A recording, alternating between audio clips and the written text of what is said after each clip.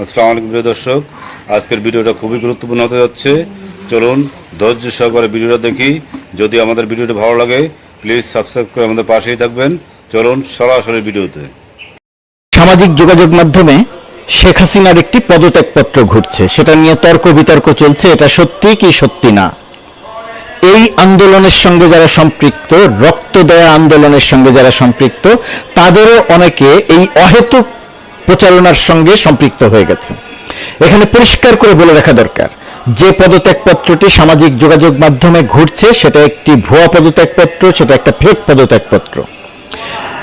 আপনাদের মনে রাখতে হবে, যারা এই আন্দোলনের সঙ্গে সম্পৃক্ত, যারা আন্দোলনকে সমর্থন করেন, যারা শেখ হাসিনার দুঃশাসনের বিরুদ্ধে প্রতিবাদ করেছেন, আপনাদের আন্দোলনের পরিপ্রেক্ষিতে শেখ হাসিনা পালিয়ে যেতে বাধ্য হয়েছে। আপনারা আন্দোলন করে একজন স্বৈরাচারী দুঃশাসনের প্রতীক দানবীয় স্বৈরাচারকে বাংলাদেশ থেকে বিতাড়িত করেছেন।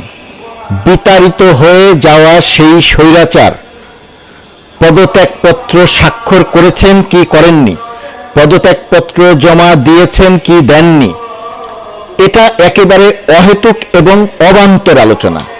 দয়া করে আপনারা কেউ এই অহেতুক এবং অবান্তর আলোচনায় অংশ নেবেন না। এই অহেতুক এবং অবান্তর আলোচনাটি সামনে এনেছে আওয়ামী দুঃশাসনের সুবিধাভোগী কিছু তোষামতকারী, আওয়ামী দুঃশাসনের কিছু চাটুকার। আপনারা সেই চাটুকার দুঃশাসনের প্রতীক তোষামতকারীদের সঙ্গে তর্ক করতে যাবেন না যে এটা শেখ হাসিনার পদত্যাগপত্র। শেখ হাসিনার পদত্যাগপত্রের কোনো দরকার নাই। বাংলাদেশের মানুষ আন্দোলন করেছে, ছাত্র জনতা আন্দোলন করেছে। আন্দোলনে শেখ হাসিনা তার রাজপ্রাসাদ, রাজকীয় জীবনযাপন ছেড়ে অল্প সময়ের মধ্যে পালিয়ে যেতে বাধ্য হয়েছেন এবং তিনি পালিয়ে গেছেন। যাওয়ার পরে রাষ্ট্রপতি, শেখ হাসিনার নিয়োগ করা রাষ্ট্রপতি জনসমক্ষে ঘোষণা দিয়েছেন যে শেখ হাসিনা পদত্যাগ করেছেন। রাষ্ট্রপতি বলেছেন শেখ হাসিনা তার কাছে পদত্যাগপত্র দিয়েছেন। সেনাপ্রধান বলেছেন তিনি দেশ ছেড়ে চলে গেছেন, দেশ ত্যাগ করেছেন।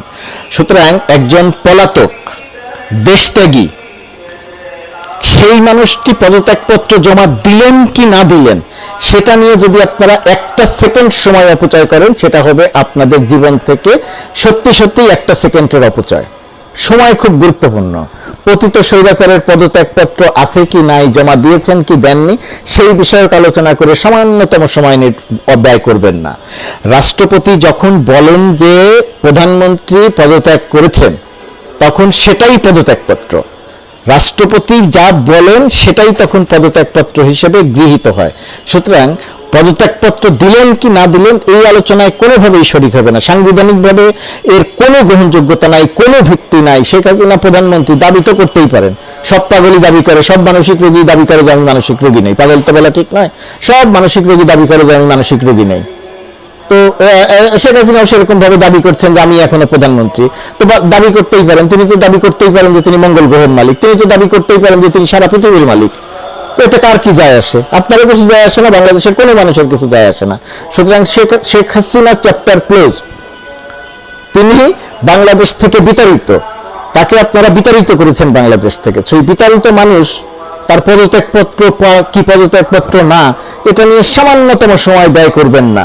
ওই শেখ হাসিনার চাটুকার তোষামতকারীরা যে তর্ক বিতর্ক করতে চাইছে তাদেরকে তাদের মতো করতে দেন, আপনারা হয়তো অংশ নেবেন না। এটা মনে না রাখলে ওই তোষামতকারী চাটুকারীরা কিছু সুবিধা পাবে, নিশ্চয়ই আপনারা তা চান না। প্রিয় দর্শক, আপনাদের গুরুত্বপূর্ণ মতামত জানাতে পারেন আমাদের কমেন্ট বক্সে। প্রত্যেকে ভালো থাকবেন। আল্লাহ হাফেজ।